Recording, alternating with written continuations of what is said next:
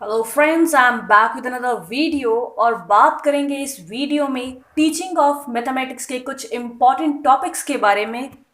तो सबसे पहले तो थैंक यू सो मच, आप सबके प्यार की बदौलत ही चैनल इतने कम समय में 1000 सब्सक्राइबर्स क्रॉस कर चुका है। I just hope and wish कि आगे भी आप चैनल को इसी तरीके से प्यार देते रहें और मैं आपके लिए इन्फॉर्मेटिव वीडियोस लाती रहूं। तो ये एक लास्ट मिनट रिवीजन वीडियो है बिकॉज इससे पहले हम टीचिंग ऑफ मैथमेटिक्स के सारे ही टॉपिक्स बहुत अच्छे से डिस्कस कर चुके हैं। तो ये इस तरीके से ये वीडियो बनाया गया है ताकि आपको पूरे सिलेबस का ओवरव्यू मिल जाए, क्या टॉपिक किससे रिलेटेड है, किसका कंटेंट हम इधर उधर लिख सकते हैं, किस टॉपिक पर ज़्यादा फोकस करना है। इन सारी बातों के जवाब आपको इस वीडियो में मिलेंगे। कोशिश करेंगे कि कम शब्दों में ज़्यादा बात और इफेक्टिव बात की जाए। तो चलिए आपका ज़्यादा समय ना लेते हुए शुरुआत करते हैं आज की वीडियो की। और अगर आप चाहते हैं कि इस वीडियो का सेकंड पार्ट भी है, बिकॉज इस वीडियो में मैं सिर्फ एक ही सेक्शन को कवर कर रही हूँ, तो अगर आप सेक्शन बी का भी एक लास्ट मिनट रिवीजन चाहते हो तो इसे ज़्यादा से ज़्यादा शेयर करें। बिकॉज जैसा इस वीडियो पे रिस्पॉन्स होगा उसी हिसाब से क्या है सेकेंड वीडियो आएगी और उतनी जल्दी आएगी। तो चलिए बात करते हैं। सबसे पहला टॉपिक है हमारा मैथमेटिक्स लर्निंग रिसोर्सेज। तो सबसे पहले इसमें बात करेंगे मीनिंग ऑफ मैथमेटिक्स। मैथमेटिक्स क्या है?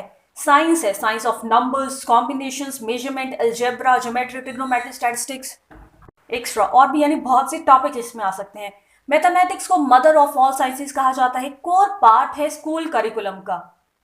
फिर इस टॉपिक में हम लिखेंगे मीनिंग ऑफ लर्निंग रिसोर्सेज कि लर्निंग रिसोर्सेज क्या है। लर्निंग रिसोर्सेज यानी ऐसी हेल्प जो टीचिंग लर्निंग प्रोसेस को और ज़्यादा इफेक्टिव बनाए और इंटरेस्टिंग बनाए। वो रिसोर्स कोई पर्सन हो सकता है, कोई मटेरियल हो सकता है, कोई सिचुएशन हो सकती है, कोई एक्सपीरियंस हो सकता है। एक तरीके से ऑर्गेनाइज सपोर्ट सिस्टम ताकि लर्निंग प्रोसेस को और ज़्यादा इफेक्टिव बनाया जा सके। फिर आते हैं needs and importance of learning resources. क्या ज़रूरतें हैं, इंपॉर्टेंट क्यों ज़रूरी है learning resources. First hand experience मिलता है। इसमें हम किसी भी चीज़ को डिस्कस ज़्यादा इलेबोरेटली डिस्कस नहीं करेंगे बिकॉज सारी चीज़ें पहले हो चुकी हैं, तो फटाफट से समरी होगी। फर्स्ट हैंड एक्सपीरियंस मिलता है, इफेक्टिव बनाते हैं टीचिंग लर्निंग प्रोसेस को, कॉन्सेप्ट्स क्लियर होते हैं बच्चों के, उनकी कॉग्निटिव स्किल्स जो होती हैं वो इंप्रूव होती हैं, मल्टी सेंसरी अप्रोच होते हैं जिसकी वजह से रिटेंशन बढ़ती है, क्रिएटिव थिंकिंग आती है बच्चों में, रीजन लगा पाते हैं हर चीज़ के पीछे, एक्टिवली पार्टिसिपेट करते हैं, बेहतर सीखते हैं, लर्निंग बाय डूइंग होती है, इंडिविजुअल डिफरेंसेस को कैटर कर सकते हैं। बिकॉज अगर कोई बच्चा बहुत ज़्यादा इंटेलिजेंट है, गिफ्टेड है, उसके लिए भी इक्वली यूजफुल है। अगर कोई ज़्यादा स्लो लर्नर है, उतना जल्दी नहीं समझ पाता है, तो उसके लिए भी उतनी ही यूजफुल है। क्रैमिंग को डिस्करेज करते हैं, कोई चीज़ समझ में आ रही है तो कोई क्यों क्रैम करेगा। मैक्सिम्स ऑफ टीचिंग पे वर्क करते हैं लर्निंग रिसोर्सेज, यानी कि सिंपल टू कॉम्प्लेक्स जाते हैं चीज़ों में, कंक्रीट टू एब्स्ट्रैक्ट जाते हैं। CAI जो होते हैं, कंप्यूटर असिस्टेड इंस्ट्रक्शंस जो होती हैं, वो सेल्फ स्टडी में हेल्प करते हैं। जैसे कोई भी ऑनलाइन कोर्स हम करते हैं या फिर आप यूट्यूब से भी वीडियो देख रहे हो या फिर टेलीग्राम से कुछ देख रहे हो, तो वो सारे क्या है, सेल्फ स्टडी कर रहे हो आप। तो ये लर्निंग रिसोर्सेज आपको सेल्फ स्टडी में हेल्प करते हैं।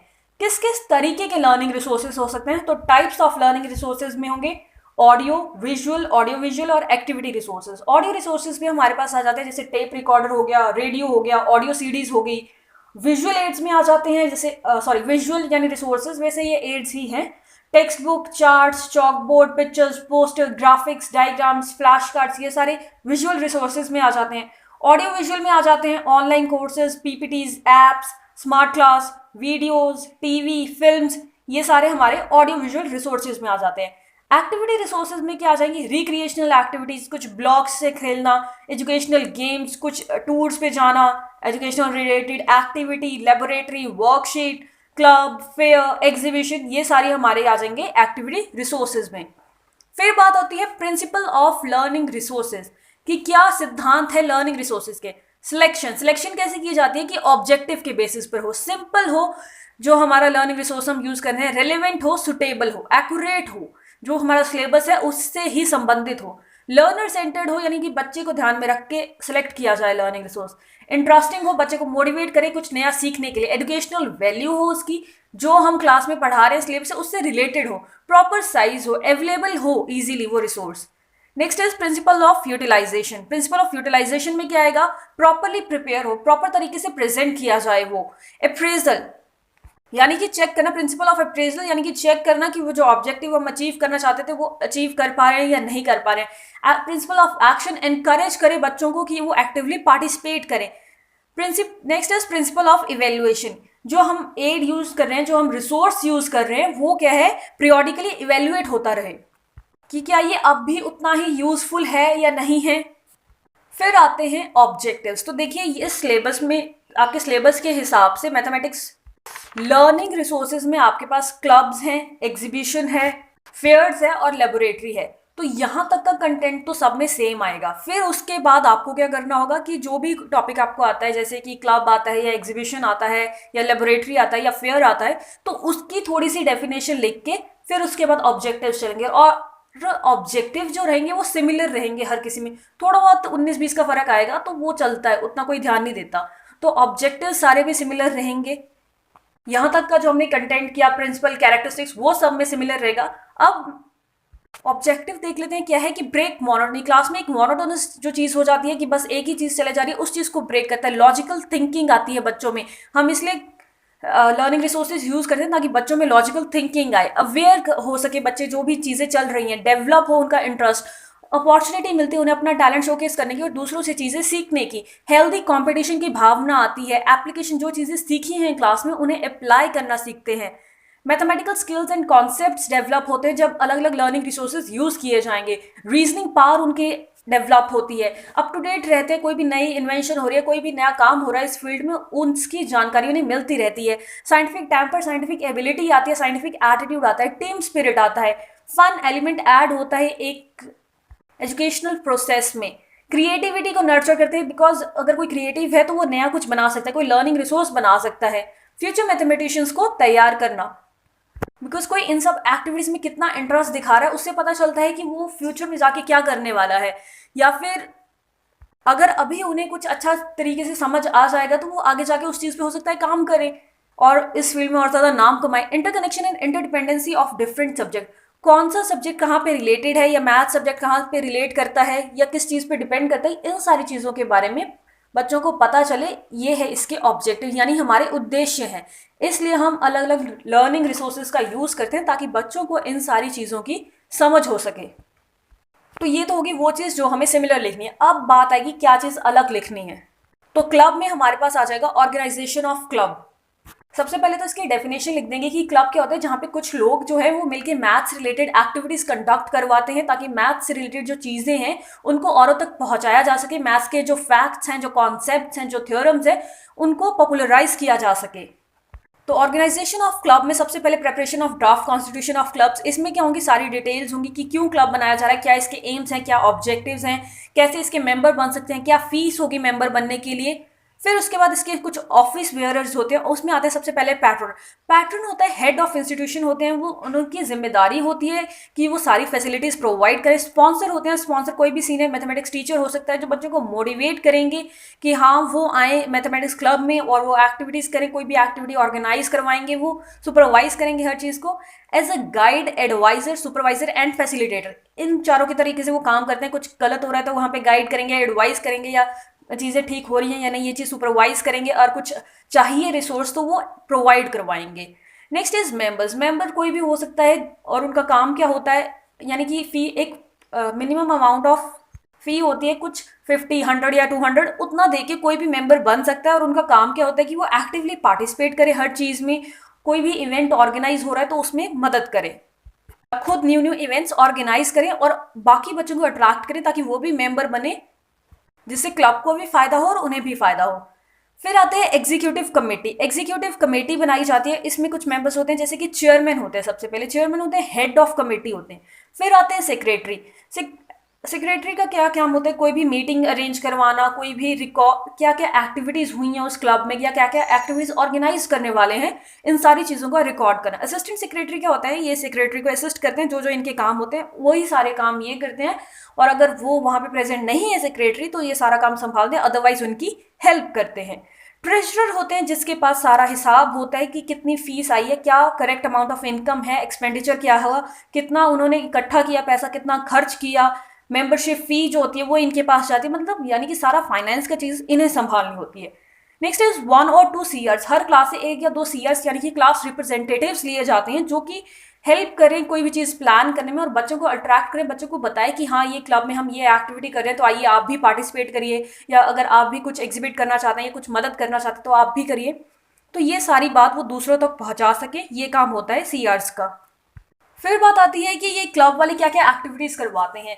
लेक्चर्स हो सकते हैं वेल नोन स्कॉलर्स के, सेलिब्रेट कर सकते हैं डेज और इवेंट्स को, सेमिनार्स ऑर्गेनाइज करवा सकते हैं, करियर कोर्स के बारे में बता सकते हैं, कुछ items for walls and magazine, walls और मैगजीन पे क्या क्या आइटम्स लगनी है वो बना सकते हैं, गाइडेंस प्रोग्राम हो सकते हैं, जो बच्चे जिनको हेल्प चाहिए, जिनको मैथ्स रिलेटेड चीज़ें समझ में नहीं आती है तो उन्हें हेल्प कर सकते हैं, किस तरीके से मैथ्स में अच्छे से आप परफॉर्म कर सकते हो, इन सारी बातों के बारे में हेल्प कर सकते हैं। फिर ये तो हो गया हमारा क्लब का, जिसमें बाकी चीज़ें हमें सेम लिखनी है, सिर्फ इसके preparation of draft constitution, office bearers और एक्टिविटीज़ जो हैं वो अलग होंगी। फिर आता है एग्जीबिशन। एग्जीबिशन में हमारे क्या है, दो तरीके से हो सकती है, ओरल हो सकती है जैसे कि मॉडल्स वगैरह जो है ओरली बोल के समझाने। नेक्स्ट इज मल्टीमीडिया, जहाँ पे क्या है हम पीपीटी का यूज़ करते हैं, यानी कि मल्टीमीडिया टेक्नोलॉजी का यूज़ करते हैं। अब अगर एग्जीबिशन करनी है तो कुछ प्रॉपरली तरीके से कुछ ना कुछ ऑर्गेनाइज करना पड़ेगा ना, ऐसा तो नहीं है कि कुछ भी एग्जिबिट कर सकते हैं। तो ये इससे याद रखना है, आपको लिंक करके पढ़ना है। जैसे टाइप्स कर लिए पहले, फिर उसके बाद हमें याद में रखना है कि अब टाइप तो होगी, अब ऑर्गेनाइज भी तो करना है ना उसे, तो आ जाएगा ऑर्गेनाइजेशन ऑफ एग्जीबिशन। किस तरीके से ऑर्गेनाइज करेंगे, सबसे पहले तो टॉपिक सिलेक्ट किया जाएगा कि हम किस टॉपिक से रिलेटेड चीज़ें एग्जिबिट करने वाले हैं। वैदिक मैथमेटिक्स से रिलेटेड कुछ करने वाले हैं, या मॉडर्न मैथमेटिक्स से रिलेटेड कुछ करने वाले हैं, या एल्जेब्रा से, ट्रिग्नोमेट्री से, स्टैट से, किस चीज़ से रिलेटेड हम जो है चीज़ें एग्जिबिट करेंगे। फिर उसके बाद टीम बनाई जाएगी, फिर वो टीम क्या करेगी, ऑब्जर्व करेगी और इन्फो गैदर करेगी, newspaper, TV, radio, online source, जहाँ से भी उन्हें इन्फॉर्मेशन मिल सके उस टॉपिक के बारे में, वो सारी इन्फॉर्मेशन इकट्ठी करेगी। फिर उसके बाद आएगा फाइंडिंग की चैलेंजेस, क्या क्या प्रॉब्लम्स आ सकती हैं हमें, वो चीज़ देखी जाएगी। फिर उसके बाद एक प्लान बनाया जाएगा कि हाँ हम ये चीज़ करने वाले हैं। फिर ड्यूटीज़ को डिवाइड कर दिया जाएगा। फिर बजट बनाया जाएगा, बिकॉज बहुत इंपॉर्टेंट है कि हम बजट देखें। फिर बजट के बाद जो हमने प्लान ड्रॉ किया था उस पर काम किया जाएगा, मॉडल्स प्रिपेयर किए जाएंगे, फिर मॉडल को रिव्यू किया जाएगा। ऐसा नहीं कि आप बना के डायरेक्ट वहाँ पे पहुँच गए और पता चला वहाँ पे जब एग्जिबिट कर रहे हैं तो मॉडल चल ही नहीं रहा है। तो रिव्यू किया जाएगा, प्रैक्टिस की जाएगी, वहाँ पे आपको मॉडल समझाना भी है तो आपको प्रैक्टिस होनी चाहिए, उस चीज़ की पूरी नॉलेज होनी चाहिए। फिर उसके बाद लास्ट में क्या है, मॉडल को एग्जिबिट कर दिया जाएगा, यानी कि डिस्प्ले के लिए लगा दिया जाएगा। अब वो मॉडल कोई ना कोई बच्चा ही एग्जिबिट करेगा, तो वो बच्चा जो मॉडल एग्जिबिट कर रहा है उसकी क्या क्या क्वालिटीज़ होनी चाहिए वो भी आप लिख सकते हो। जैसे कि उसे प्रॉपर नॉलेज होनी चाहिए उस सब्जेक्ट की, क्योंकि कोई भी वहाँ पे आएगा वो मॉडल देखने तो वो उससे क्वेश्चन पूछ सकता है और ऑब्वियसली पूछेगा ही, तो उसे नॉलेज होनी चाहिए उस सब्जेक्ट की। हैप्पी एंड पॉजिटिव होना चाहिए वो बच्चा, उससे पॉजिटिव वाइब्स आए, चेयरफुल स्माइल रखे वो अपने फेस पे। पेशेंस लेवल उसका हाई होना चाहिए, क्योंकि बच्चे बार बार क्वेश्चन पूछें तो ऐसा नहीं है कि वो परेशान हो जाए। कॉन्फिडेंस लेवल हाई होना चाहिए उसका, ताकि कॉन्फिडेंटली अपनी बात दूसरों के सामने वो रख सके। क्या क्या मटेरियल्स हो सकते हैं एग्जीबिशन में, कलेक्शन हो सकती है ऑब्जेक्ट्स की, कॉइन्स की, स्टैम्प्स की, ग्राफिक मटेरियल्स हो सकते हैं जैसे charts, diagrams, poster, cartoon, pictures, 3D aid material हो सकता है। तो ये थी वो बातें जो हमें एग्जीबिशन में लिखनी है। नेक्स्ट हमारा टॉपिक है फेयर्स। तो फेयर्स क्या है, इंस्टीट्यूशनल लेवल पे हो सकते हैं, डिस्ट्रिक्ट लेवल पे हो सकते हैं, स्टेट लेवल पे हो सकते हैं, नेशनल लेवल पे हो सकते हैं और इंटरनेशनल लेवल पे हो सकते हैं। तो depending upon the geographical area जो फेयर्स हैं वो अलग अलग लेवल पे हो सकते हैं। तो फेयर जब हम एक ऑर्गेनाइज कर रहे हैं, एक मेला, यानी कि उसके लिए हमें बहुत सी तैयारी करनी पड़ेगी। एजुकेशनल मेला ऐसा तो नहीं है कि कोई सा भी मेला है कि कोई भी आके दुकान लगा लेगा, तो वो मेला ऐसा है जिसमें हमें बहुत सारी तैयारी करनी पड़ती है। तो उसके लिए क्या करेंगे, एक प्लानिंग की जाएगी, इन्फॉर्मेशन स्प्रेड की जाएगी सबसे पहले तो, कि हाँ कि हम एक जो है वो मैथमेटिकल फेयर ऑर्गेनाइज कर रहे हैं, तो अगर आप चाहें तो आके आप पार्टिसिपेट कर सकते हैं। अलग अलग लोगों तक ये इन्फो पहुंचाई जाएगी ताकि ज़्यादा से ज़्यादा पार्टिसिपेंट्स हो। जितने ज़्यादा पार्टिसिपेंट होंगे उतना ज़्यादा इंटरेस्टिंग बनेगा और उतना ज़्यादा इफेक्टिव बनेगा। तो एक कमेटी बनाई जाएगी, उस कमेटी का क्या काम होगा कि वो सारे जो भी चीज़ें हैं उन्हें ऑर्गेनाइज करे प्रॉपर वे में। और उस कमेटी में क्या है, मैथ्स टीचर्स हो सकते हैं या मैथमेटिक क्लब्स के मेंबर हो सकते हैं। तो वो जो कमेटी है वो क्या करेगी, सब कमेटी बनाएगी। उस कमेटी के मेंबर्स होंगे वो फर्दर क्या करेंगे, सब कमेटी बनाएंगे कि हर काम अलग अलग लोगों को दे देंगे। फिर उस सब कमेटी का क्या काम होगा आगे, और वो क्या काम करेंगे, मतलब जो कमेटी है उसके साथ मिलकर सब कमेटीज क्या काम करेंगी, लास्ट डेट क्या है पार्टिसिपेशन कंफर्म करने की, कि आप इतनी डेट तक एंट्रीज करवा सकते हो। नंबर ऑफ पार्टिसिपेंट कितने होने चाहिए, 2 लोग पार्टिसिपेट कर सकते हो एक मॉडल के साथ, या 3 लोग कर सकते हो, 4 लोग, वो सारी चीज़ें। Number and types of exhibits, venue क्या होगा, क्या जगह होगी, क्या प्राइस दिए जाएंगे, कौन जजेस होंगे, क्योंकि वेल नोन जजेस होने चाहिए ताकि वो चीज़ें ऑथेंटिक लगे। चीफ गेस्ट कौन होंगे, क्या ह्यूमन रिसोर्सेज होंगे, क्या ड्यूटीज, रिफ्रेशमेंट, ये सारी चीज़ें। फाइनेंशियल रिसोर्सेज क्या होंगे, कहाँ से पैसा सारा अरेंज होगा, ये सारी चीज़ें उन्हें ध्यान में रखनी है। सेफ्टी, ताकि जो लोग आ रहे हैं उनकी सेफ्टी का ध्यान रखना है। डिसिप्लिन मेंटेन रहना चाहिए। तो इन सारी चीज़ों की प्लानिंग करके क्या है, एक बहुत अच्छा मैथमेटिकल फेयर जो है वो ऑर्गेनाइज किया जा सकता है। नेक्स्ट टॉपिक है लेबोरेटरी। लेबोरेटरी क्या है? एक ऐसा रूम जहाँ पे मैथ्स रिलेटेड बहुत सारी चीज़ें हो। क्या क्या चीज़ें हो सकती हैं? बुक्स हो सकती हैं, टेक्स्ट बुक हो सकती हैं, रेफरेंस बुक हो सकती हैं, सोर्स बुक हो सकती हैं, जनरल बुक्स हो सकती हैं, प्रैक्टिकल बुक्स हो सकती हैं, मैगजीन्स हो सकती हैं मैथ्स रिलेटेड। और क्या हो सकते हैं? मटेरियल इक्विपमेंट्स हो सकते हैं, जैसे कंक्रीट मटेरियल्स हो सकते हैं, जैसे कि beads, pebbles, charts and pictures हो सकते हैं, मॉडल्स हो सकता है, बुलेटिन बोर्ड हो सकता है, ब्लैक बोर्ड हो सकता है। चीज़ें और क्या हो सकती हैं? इंस्ट्रूमेंट्स हो सकते हैं, ड्राइंग इंस्ट्रूमेंट जैसे कंपास, रूलर, प्रोटेक्टर, ये सारी चीज़ें हो सकती हैं। वेइंग बैलेंसेस हो सकते हैं, मेजरिंग टेप्स, रूलर, ये सारी चीज़ें हो सकती हैं। सर्वेइंग इंस्ट्रूमेंट्स हो सकते हैं, जैसे सेक्सटेंट वगैरह। प्रोजेक्टेड एड्स हो सकते हैं, जैसे कि LCD, optical projectors. Computing device हो सकते हैं, जैसे कि कैलकुलेटर और कंप्यूटर। अब ये सारी चीजें हो सकती हैं, तो बहुत जरूरी है कि लैब में इन सारी चीजों को ऐसे भर के तो रखेंगे इन्हें ना, सेट करेंगे। तो नेक्स्ट हमारा क्या आ जाता है? सब पॉइंट सेटिंग। तो कैसे सेटिंग है? जो भी चीजें उन पे प्रॉपर लेबल हो, क्योंकि अगर कोई नया बच्चा लैब में जा रहा है तो उसे नहीं पता इन चीजों का क्या काम है। तो वो उन पे प्रॉपर लेबलिंग हो, वेल असेंबल्ड हो, अच्छे से असेंबल करके रखी गई हो वो चीजें। बुलेटिन बोर्ड जो हो वो एंट्रेंस के पास ही हो, ताकि जैसे ही कोई एंटर करे तो सबसे पहले उसकी नजर बुलेटिन बोर्ड पे ही पड़े कि क्या नई इन्फॉर्मेशन है, क्या नया अपडेट है इस फील्ड में, तो वो उसे पता चले। फ्री मूवमेंट और टेबल एंड बेंचेस की अगर कभी हमें लगे कि हमें टेबल एंड बेंचेस हटा के कुछ और करना है तो वो एक्टिविटी हो पाए।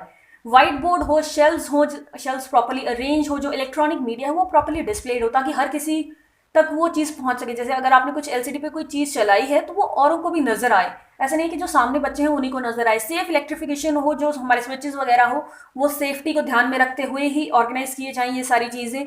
डिस्प्लेस जो हो वो ऑर्गेनाइज्ड मैनर में हो, अगर टेबल पे भी कोई चीज़ डिस्प्ले करी गई है तो वो प्रॉपर वे में हो। जैसे कि मान लीजिए अगर कुछ विजुअल एड्स हैं तो वो थोड़ा अलग से रखे जाएं, मतलब अलग से दिखे, वो चीज़ प्रॉपर्ली अरेंज होनी चाहिए। वेंटिलेशन हो प्रॉपर, ताकि बच्चे कंफर्टेबल फील करें। और डिस्प्ले इस तरीके से रखे जाएं कि कोई हौच पौच ना हो, अगर आप नए भी गए हो तो वहां पे इजीली कोई भी चीज़ उठा के ला सको, ऐसी होनी चाहिए।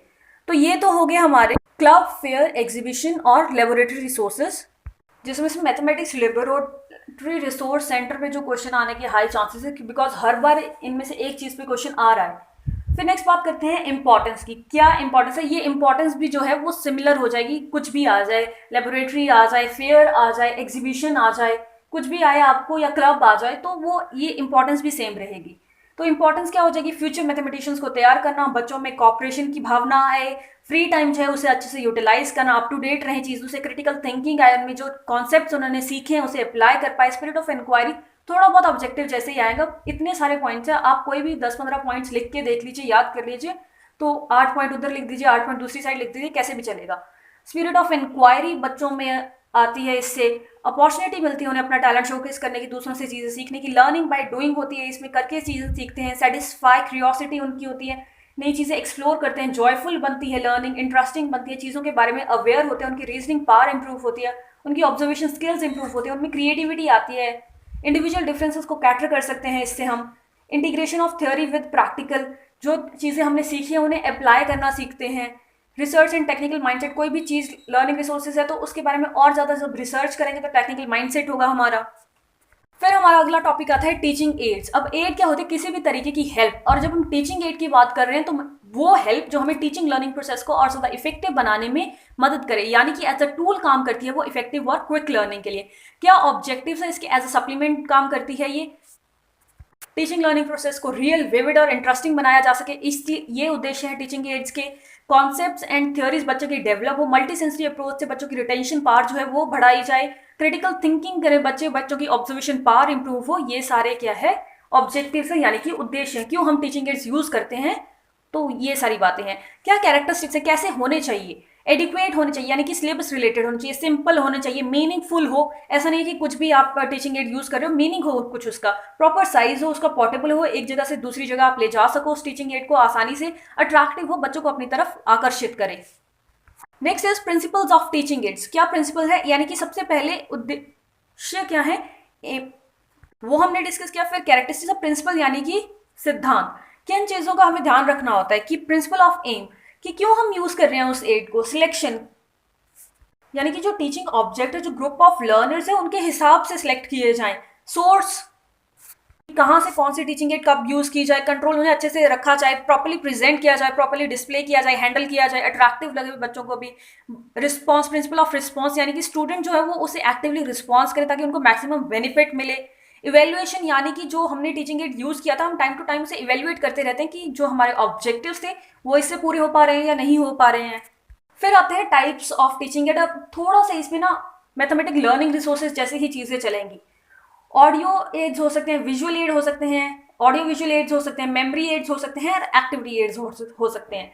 ऑडियो एड्स में हमारे पास आएगा science broadcast, gramophone lectures, tape recordings, audio CDs. Visual aids में हमारे पास 4 टाइप होती हैं, प्रोजेक्टेड, नॉन प्रोजेक्टेड, डिस्प्ले और प्रेजेंटेशन। प्रोजेक्टेड में हम बात करते हैं स्लाइड्स और पीपीटी की जो प्रोजेक्टर की मदद से दिखाई जाए। नॉन प्रोजेक्टेड में poster, chart, graph, models, pictures, ये सारी चीजें आती हैं। डिस्प्ले में जो चीज डिस्प्ले कर रहे हैं यानी कि पोस्टर, मॉडल, एग्जिबिट्स, ये सारे आते हैं। प्रेजेंटेशन में स्लाइड्स, चार्ट यानी कि जो प्रेजेंट किए जाए, पीपीटी, ओवरहेड, प्रोजेक्टर्स।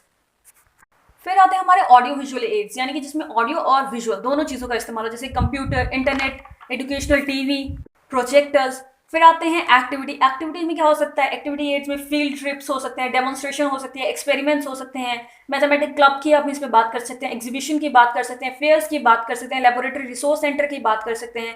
फिर आते हैं मेमोरी एड। मेमोरी यानी कि जो कि ट्रिक्स और राइम्स की उससे हेल्प से याद रखे जाएं चीज़ें।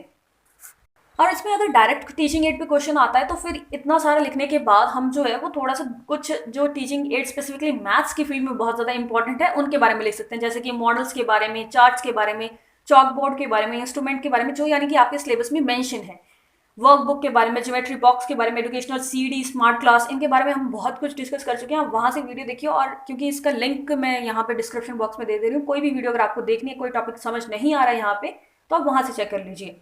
फिर उसके बाद इसमें क्या है, थोड़ा सा लो कॉस्ट टीचिंग एड्स के बारे में लिख देंगे अगर टाइम बचता है, जैसे कि कंक्रीट मटेरियल्स होते हैं, बीड्स एंड पेबल्स, अबैकस बना सकते हैं हम, मॉडल्स बना सकते हैं, क्योंकि इनमें ज़्यादा पैसे नहीं लग रहे हैं। लो कॉस्ट टीचिंग एड्स यानी कि जिसमें हमारे कम पैसे लग रहे हैं और हम इफेक्टिव चीज़ भी बना पा रहे हैं, चार्ट्स एंड पिक्चर्स। अब बात आती है कि क्यों इंपॉर्टेंट है ये teaching ads. Retention power increase होती है इससे, यानी कि चीज़ों को याद रखने की क्षमता बढ़ती है, बेटर लर्निंग होती है, क्रैमिंग को डिस्करेजमेंट मिलता है, बच्चों की वोकैब इंक्रीज होती है, सोशल वैल्यूज आती है, दूसरों के साथ काम करते हैं। कोई भी टीचिंग एड अगर हम प्रिपेयर करें तो दूसरों के साथ काम करेंगे, दूसरों के साथ मिलकर अगर कोई चीज़ समझ रहे हैं तो सोशल वैल्यूज आती है कि दूसरों के विचार हम सुनते हैं और खुद के विचार भी जो है उन्हें बता पाते हैं इजीली। साइंटिफिक एटीट्यूड आता है, मल्टी सेंसरी अप्रोच है।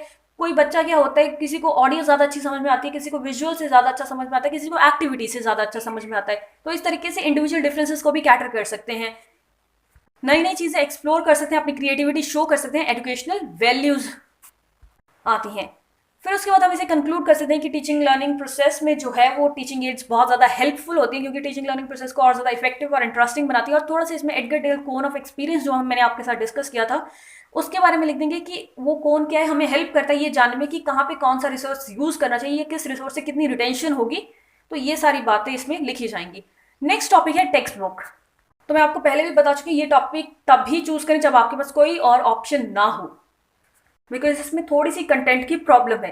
तो सबसे पहले तो टेक्स्ट बुक का मीनिंग लिख देंगे कि टेक्स्ट बुक क्या होती है, कोई भी बुक जो as a standard work use किए जाते हैं कोई पर्टिकुलर सब्जेक्ट के लिए, या फिर ऐसी बुक जो कि सब्जेक्ट मैटर डिफाइन करे, जो कि करिकुलम द्वारा सेट किया गया है। क्या क्वालिटीज, उसके बाद कुछ डेफिनेशन लिख देंगे जो कि बेकन या ऑक्सफोर्ड डिक्शनरी द्वारा दी गई है। फिर उसके बाद क्वालिटीज लिखेंगे कि एक अच्छी टेक्स्ट बुक की क्या क्वालिटीज होती हैं। अपीलिंग होती है, अट्रैक्टिव होती है, जो प्रिंट है उसका बोल्ड होना चाहिए, बाइंडिंग अच्छी हो, अकॉर्डिंग टू सिलेबस हो, जो सिलेबस में कंटेंट है वही सारा उसमें हो, क्वालिफाइड, वेल क्वालिफाइड ऑथर्स द्वारा लिखी गई हो, प्रॉपर एक्सरसाइजेस हो ताकि बच्चों को अपॉर्चुनिटी मिले कि वो अलग अलग तरह के क्वेश्चन करके देख सकें, प्रोजेक्ट वर्क की अपॉर्चुनिटी मिले, उसमें अलग अलग टीचिंग मेथड्स यूज किए जा सकें, अच्छा कंटेंट मैटर हो, साइकोलॉजिकल वे में अरेंज हो कंटेंट, यानी कि सिंपल टू कॉम्प्लेक्स जाता हो, इंडिविजुअल डिफरेंसेस को ध्यान में डिफिकल्टी लेवल सेट किया जाए, लैंग्वेज सिंपल और इजी हो, पीपल सेंटर्ड हो, बच्चे को ध्यान में रखते हुए उसके मेंटल लेवल को ध्यान में रखते हुए रिलेट कर पाए बच्चा अपनी रियल लाइफ को, जो चीज़ें पढ़ रहा है, सेल्फ स्टडी भी कर पाए, ऐसी बुक्स होनी चाहिए। जैसे कि कुछ क्वेश्चन टीचर मैथमेटिक्स में क्या है, कुछ क्वेश्चन टीचर करवा देते हैं और कुछ क्वेश्चन बच्चे खुद करते हैं, तो जब ज़्यादा एक्सरसाइज होगी तो वो सेल्फ स्टडी कर पाएगा। लेबोरेटरी वर्क के लिए स्कोप हो, उसमें अप टू डेट हो वो बुक, इलस्ट्रेशंस हो यानी कि पिक्चर्स, डायग्राम्स, फिगर्स हो ताकि बच्चे को अपनी तरफ अट्रैक्ट कर पाए, internationally accepted terms and symbols he use किए जाएं उसमें, और सेटिस्फाई करे डिमांड ऑफ एग्जामिनेशन, कि अगर बच्चों को एग्जाम देना है तो उन्हें कुछ इधर उधर से ज़्यादा ढूंढना ना पड़े, उस टेक्स्ट बुक के बेसिस पर ही वो चीज़ कर पाए वो। फिर आती है इवेल्युएशन की बात, तो इसमें हम वोगल्स क्राइटेरिया लिखेंगे, जैसे कि qualification of author, organisation of subject matter, content, presentation of material, accuracy की प्रॉपर इंडेक्स हो, कोई एम्बिग्यूटी ना हो, रीडेबिलिटी हो यानी कि एवरेज नंबर ऑफ वर्ड्स, और भी कुछ पॉइंट्स है इसमें जो मैं ऑलरेडी करवा चुकी हूँ। एडेप्टेबिलिटी देन की क्या कम्युनिटी नीड्स हैं उस हिसाब से, टीचिंग एड्स क्या क्या यूज़ किए गए हैं बुक में या किस तरीके से टीचिंग एड्स यूज़ किए जाते हैं, क्या स्कोप है टीचिंग एड यूज़ करने का उस बुक के हिसाब से, illustrations, photographs, diagrams, flow charts किस तरीके से दिए गए हैं, कैसी अपीयरेंस है उसकी, कैसी बाइंडिंग है, कितनी अट्रैक्टिव है, इन सभी चीज़ों के बेसिस पर क्या है पार्शियल स्कोर दिया जाता है। फिर उसके बाद आता है वोगल स्पोर्ट चेक इवेल्यूशन स्केल। तो सबसे पहले उसमें लिखा जाता है टेक्स्ट बुक, कौन सी टेक्स्ट बुक है, कौन से ऑथर द्वारा लिखी गई है, किस ईयर में पब्लिश हुई है, कॉपीराइट ईयर क्या है, और जो हमने पार्शियल स्कोर्स जो थे उनको प्लस करके क्या है एक टोटल स्कोर निकाला जाता है। उस बेसिस पे हमें पता चलता है जो स्कोर आता है कि कोई भी टेक्स्ट बुक कितनी ज़्यादा अच्छी है या उसमें कितनी ज़्यादा कमियां हैं या क्या चीज़ उसमें चेंज करने की ज़रूरत है। नेक्स्ट टॉपिक है हमारा रिक्रिएशनल मैथमेटिक्स। तो सबसे पहले इसका मीनिंग लिखेंगे कि ये क्या है, एक अम्ब्रेला टर्म है किसके लिए, मैथमेटिक रिलेटेड गेम्स के लिए, ट्रिक्स के लिए, पैटर्न्स के लिए, पजल्स के लिए, रिडल्स के लिए, यानी कि कोई भी ऐसी एक्टिविटी जो हमें फन भी दे और साथ में मैथ्स रिलेटेड कॉन्सेप्ट्स के बारे में भी हमें पता चले। तो सबसे पहले क्या ऑब्जेक्टिव्स हैं रिक्रिएशनल मैथमेटिक्स के, ऐड फन एलिमेंट, ताकि जो मोनोटोनस वे में स्टडी चल रही है मैथ्स की उसमें एक फन एलिमेंट ऐड हो सके, मोटिवेशन मिले बच्चों को, कोई चीज़ अगर वो करते हैं और उनका रिजल्ट ठीक आता है तो वो मोटिवेट होते हैं और ज़्यादा बेहतर करने के लिए। जैसे अगर मैं वीडियोस बनाती हूँ और आपका रिस्पॉन्स उस पर अच्छा आता है तो मैं मोटिवेट होती हूँ कि आपके लिए और ज़्यादा वीडियोज़ ला पाऊँ। और हर चीज़ में मोटिवेशन बहुत ज़रूरी है। सेल्फ गाइडिंग, अगर बच्चा कोई चीज़ सीख जाता है तो वो खुद को गाइड करता है। जैसे एक बार बच्चे को पता चल गया कि सुडोको कैसे खेली जाती है तो वो और ज़्यादा खुद से ही सुडोको गेम्स बना बना के खेलना शुरू कर देगा। अट्रैक्ट करे बच्चों को मैथ्स की तरफ, क्यूरियोसिटी जो है उनकी उसको शांत करे, कोई चीज़ जानना चाहते हैं, क्यूरियस है तो उसका उसे जवाब मिले उन चीज़ों के थ्रू। पॉपुलराइज कर सके मैथमेटिकल फैक्ट्स और कॉन्सेप्ट्स को, बच्चे की ब्रेन पावर इंक्रीज हो, उनकी मेमोरी इंक्रीज हो। तो रिक्रिएशनल मैथमेटिक्स में जो हमारे सब टॉपिक्स हैं वो है पजल्स, रिडल्स, मैजिक स्क्वायर और ब्यूटीफुल नंबर पैटर्न्स। तो सबसे पहले बात करते हैं टाइप्स ऑफ पजल्स की। तो इसमें हमने बात करी थी अर्थमेटिक पजल, जैसे जिसमें हम फंडामेंटल चीज़ें, फंडामेंटल जो एडिशन, सब्सट्रैक्शन, मल्टीप्लिकेशन, डिवीजन, इन सारी चीज़ों की नॉलेज हो। नेक्स्ट इज उनसे रिलेटेड यानी कि पजल्स हो। नेक्स्ट इज एल्जेब्रिक पजल जो कि एज रिलेटेड पजल्स हो। कॉम्बिनेटोरियल पजल जैसे कि सुडोको, ग्राफ पजल जैसे कॉनिसबर्ग ब्रिज प्रॉब्लम जिसमें ग्राफ थ्योरी का यूज हो, प्रोबेबिलिटी जिसमें प्रोबेबिलिटी की थ्योरी का यूज हो जैसे कि मॉन्टी हॉल प्रॉब्लम या थ्री प्रिजनर प्रॉब्लम, ये सारी चीज़ें आती हैं। फिर उसके बाद हमने पजल्स की कुछ एग्जाम्पल लिख देने जैसे कि सुडोको और रूबिक्स क्यूब। इसमें मैंने आपको दो करवाए थे, एक 4x4 का सुडोको और एक 9x9 का। तो 4x4 का तो बहुत अच्छे से कर लीजिए, 9x9 का अगर आप कर पाते हैं तो वेल एंड गुड, अदरवाइज उसका सिर्फ क्वेश्चन बनाइए। नेक्स्ट इज रूबिक्स क्यूब के बारे में हम लिख सकते हैं थोड़ा बहुत। फिर आता है टाइप्स ऑफ रिडल्स। तो इसमें मैंने आपको दो टाइप्स बताए थे, एक एनिग्मा और एक बताया था कॉनंड्रम। एनिग्मास में क्या होता है कि उसमें मेटाफोरिकल लैंग्वेज यूज की जाती है, यानी कि जो आंसर है वो डायरेक्ट उसमें नहीं, लेकिन अगर आप उसको ध्यान से सुनेंगे तो आपको वो चीज़ मिल जाएगी। और कॉनंड्रम्स में क्या होता है, आंसर डायरेक्टली उसी चीज़ में हिडन होता है। तो इसके एग्जाम्पल्स में आप किस तरीके से कर सकते हो, आपको रट्टा मारने की ज़रूरत नहीं है, यहाँ पे आप खुद भी बना सकते हो। जैसे कि एक रिडल मैंने आपको कराया था डॉग, जिसमें कुछ भी आप लिख सकते हो कि जैसे कि कोई दो बंदे जा रहे हैं किसी डॉग के साथ, तो बंदों की स्पीड इतनी है और डॉग की स्पीड इतनी है, 15 किलोमीटर पर आ रहा है या 12 किलोमीटर पर आ रहा है। वो डॉग जो है वो बार बार आ रहा है जा रहा है 10 किलोमीटर की दूरी पे, तो 3 घंटे में वो इतना चला गया, या फिर कुछ भी लिख के और फिर लास्ट में क्वेश्चन कैसे बना देना कि 1 घंटे में उसने कितना, यानी कि पहले लिख देना कि उसकी 1 किलोमीटर की पर आवर स्पीड कितनी है, यानी कि किलोमीटर पर आवर स्पीड कितनी है उसके बारे में लिख के, फिर थोड़ा सा ऐसे कंफ्यूज कर देना कि वो डॉगी बार बार गया और फिर आया, 3 चक्कर उसने लगाए, फिर उसके बाद लास्ट में क्वेश्चन लिख देना कि पर आवर उसकी स्पीड कितनी है। तो ये क्या हो गया, हमारा कॉनंड्रम का एग्जाम्पल हो गया कि आंसर उसी में छिपा है। तो उसमें क्या आ जाएगा 15 किलोमीटर पर आवर, या जितनी भी आपने लिया 12 किलोमीटर पर आवर, तो वो आप आंसर लिख सकते हो। नेक्स्ट क्या है, अपने आप ही कुछ एज रिलेटेड रिडल बना सकते हो कि किसी की एज आज इतनी है, कल उतनी कुछ साल बाद दुगनी हो जाएगी, या कुछ भी ऐसा करके कुछ एज रिलेटेड रिडल अपने आप बना सकते हो। फिर एक और मैंने करवाया था आपको बहुत ईजी सा कि कोई ऑड नंबर है उसके सामने से अगर एक अल्फाबेट हटा दिया जाए तो वो इवन नंबर बन जाता है, तो वो क्या है 7। इस तरीके से कुछ पोजीशन रिलेटेड रिडल लगा सकते हो, जैसे कि कोई बंदा यहाँ पे खड़ा है और उसके 2 बंदे आगे खड़े हैं, 2 बंदे पीछे खड़े हैं, या किसी भी तरीके से अपनी तरफ से बना के कुछ पोजीशन रिलेटेड रिडल बना सकते हो। रिलेशन रिलेटेड रिडल बना सकते हो, जैसे कि किसी के भी भाई के पापा की मम्मी की बेटी उसकी क्या लगी, इस तरीके से कुछ भी अपनी तरफ से रिलेशनल रिडल बना सकते हो। तो वो क्या होगी, बुआ होगी उसकी, या ऐसे और भी कुछ भी अगर आपको इजी मिलता है तो अपनी तरफ से आप रिडल्स बना के वहाँ पे लिख सकते हो। फिर इसमें आ जाता है मैजिक स्क्वायर्स। मैजिक स्क्वायर्स में सबसे पहले क्या आपको लिखना है, मीनिंग लिखना है कि मैजिक स्क्वायर होते हैं ऐसे स्क्वायर्स जिसमें रोज, कॉलम और डायगोनल में जब हम उसका सम करते हैं उन नंबर का, उन डिजिट्स का, तो वो सेम आता है। फिर मैजिक कांस्टेंट के बारे में लिख देना, वो जो सम करके वो जो नंबर आया उसे मैजिक कांस्टेंट कहते हैं। फिर उसके बाद मैंने आपको साइज 3 और साइज 4 का मैजिक स्क्वायर बनाना बताया था। वो लिख देना और फॉर्मूला भी लिख देना है कि n² + 1/2 ये फॉर्मूला है। और किस तरीके से बताया था कि जो साइज 3 वाले थे उसमें सबसे पहले हमें क्या करना था कि ये देखना था कि क्या क्या पॉसिबल अरेंजमेंट है जिससे 15 बने, क्योंकि मैजिक कांस्टेंट उसमें हमारे पास 15 आ रहा था।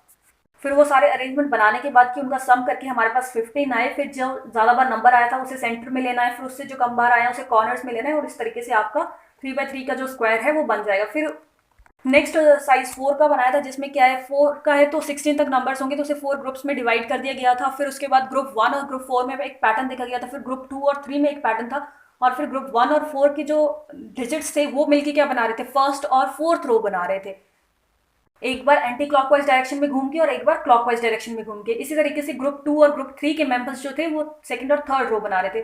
तो ये सारी चीज़ें हम ऑलरेडी कर चुके हैं, तो वहाँ से आप चेक कर लेंगे अगर आपको नहीं आती है तो। फिर उसके बाद अगला टॉपिक है नंबर पैटर्न्स। नंबर पैटर्न में कुछ बहुत ही इजी से नंबर पैटर्न है जो कि आपको यहाँ पे दिख रहे होंगे, कि जैसे कि 9 × 9 करके 81, फिर 99 × 99 करके 9801। यानी कि जैसे उधर 9 की वैल्यू बढ़ती जा रही है, 9 के नंबर ऑफ नाइन्स बढ़ते जा रहे हैं, उसी तरीके से यहाँ पे भी क्या है 9 और 0 की वैल्यू बढ़ती जा रही है।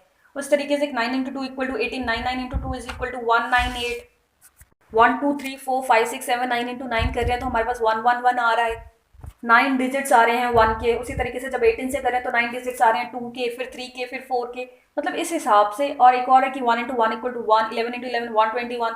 तो ये एक तरीके से ब्यूटीफुल नंबर पैटर्न्स है, ये सीक्वेंस बन रहा है जो कि कुछ रूल फॉलो कर रहे हैं कि जैसे जैसे हम एक नंबर बढ़ा रहे हैं तो आंसर में भी एक नंबर सिमिलर वे में बढ़ता चले जा रहा है, या 2 नंबर बढ़ते चले जा रहे हैं, यानी कि एक प्रॉपर एक रूल को फॉलो कर रहे हैं ये सारे पैटर्न्स जो हैं। तो ये कुछ मोस्ट इजी नंबर पैटर्न्स है। इसके अलावा आप कुछ भी लिखना चाहें तो लिख सकते हैं। नेक्स्ट बात कर लेते हैं इंपॉर्टेंस क्या है रिक्रिएशनल मैथमेटिक्स की, कि मैथमेटिकल कॉन्सेप्ट्स को बच्चों को फन वे में पढ़ाया जा सके, मैथमेटिकल स्किल्स की नॉलेज हो, उनकी मेंटल थिंकिंग और रीजनिंग इंप्रूव हो, मैथमेटिकल फैक्ट्स के बारे में उन्हें पता चले, उनमें सेल्फ कॉन्फिडेंस आए, कोई भी चीज़ करते हैं तो सेल्फ कॉन्फिडेंस आता है, उन्हें प्लेजर की फीलिंग है, इंजॉयमेंट के थ्रू वो चीज़ें सीख सकें, उनके लिए चीज़ें एक्साइटिंग और इंटरेस्टिंग बने। तो ये था हमारा सेक्शन 8, जिसमें से आपको मैथमेटिक्स लर्निंग रिसोर्सेज बहुत अच्छे से करना है, क्योंकि बहुत इजी टॉपिक है और हर बार एक पॉइंट पर से उसमें क्वेश्चन आ ही रहा है। उसके बाद रिक्रिएशनल मैथमेटिक्स बहुत अच्छे से करना है, बिकॉज पिछली बार नहीं आया तो हाई चांसेस है इस बार आए। जस्ट एक कैलकुलेटिव गेस है ये, कुछ पक्का नहीं है, क्योंकि बाकी टॉपिक भी ईजी है तो वो भी आप देख ही लीजिए, टीचिंग गिट्स बाकी में भी काम आएगा ही। और मैंने लास्ट मिनट आपकी डिमांड पे इतने एफर्ट्स किए हैं, तो एक एफर्ट आपकी तरफ से भी बनता है कि आप ज़्यादा से ज़्यादा शेयर करें इस वीडियो को, ताकि मैक्सिमम लोगों को इसका फ़ायदा मिल सके।